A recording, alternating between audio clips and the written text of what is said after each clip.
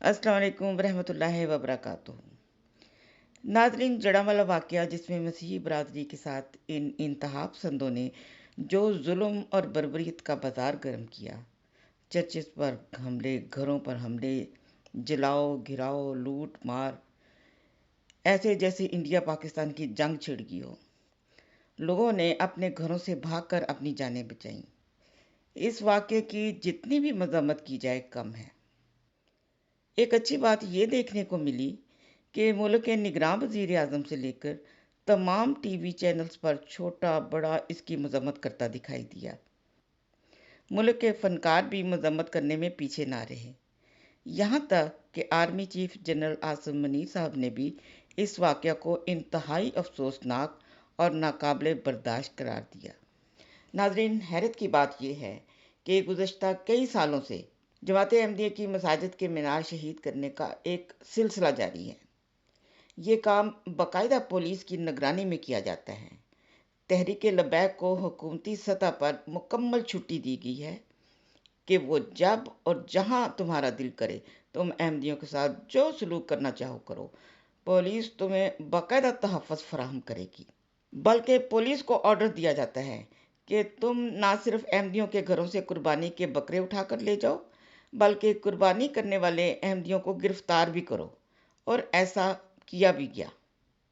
और दूसरी जानिब से ऐसी खामोशी और बेहिस्सी का आलम कि आज जो टीवी पर बैठकर कह रहे हैं ना कि इस वाक़या का सारी दुनिया में पाकिस्तान का बड़ा गलत इमेज जा रहा है, उन्हीं टीवी एंकर्स को भी उस वक़्त पाकिस्तान का गलत इमेज जाता नज़र नहीं आता जब अहमदियों के साथ ये सब हो रहा होता है। कोई सियासतदान, कोई छोटा बड़ा आपको मजम्मत करता नज़र नहीं आएगा। किसी टीवी पर मजम्मत तो दूर की बात, खबर तक नहीं दिखाई देती। तो अब नाज़रीन खुद देख लें कि सिर्फ इस मुल्क के दहशतगर्दी चाबी के खिलौने नहीं हैं, ये सब टीवी एंकर्स भी चाबी के खिलौने हैं। नाज़रीन, इससे भी ज़्यादा अफसोसनाक पहलू ये सामने आया है कि सोशल मीडिया पर इस वाक़या का ज़िम्मेदार अहमदियों को ठहराने की भरपूर कोशिश की गई, मगर शायद जल्द पता चल गया कि इस बात पर मसीही बरादरी और आवाम को मुतमिन न कर पाएंगे। चुनाचे अब इसको इंडिया की साजिश बताया जा रहा है। अब अंदाज़ा लगा लें कि तहरीक लबैक वाले इस वाक़या की जिम्मेदारी कबूल नहीं कर रहे, जबकि इनके नारे सारी दुनिया ने सुने। सोने पर सुहागा ये कि अब इसको इंडिया की साजिश करार देकर मैं समझती हूँ कि इन दहशतगर्दों को तहफ़्फ़ुज़ दिया जा रहा है।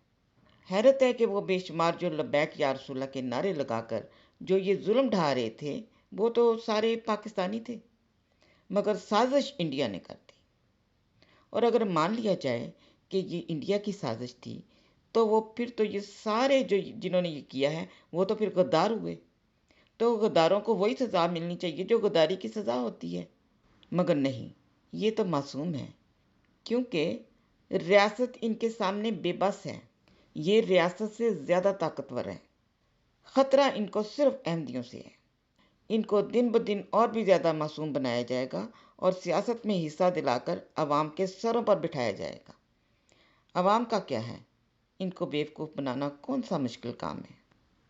और ये इंडिया की साजिश कहकर धोखा किसको दे रहे हैं? खुदा को, अपनी अवाम को, या दुनिया की उन ताकतों से खौफज़दा होकर जो मेरे ख्याल में आप लोगों से ज़्यादा आपको समझते हैं। नाज़रीन, इन्होंने 13 और 14 अगस्त की रात जमात अहमदिया की मस्जिद के मीनार शहीद करके जश्न आज़ादी पाकिस्तान मनाया, और जश्न आज़ादी मनाते ही मसीही बरादरी पर ये जुल्म ढाया गया।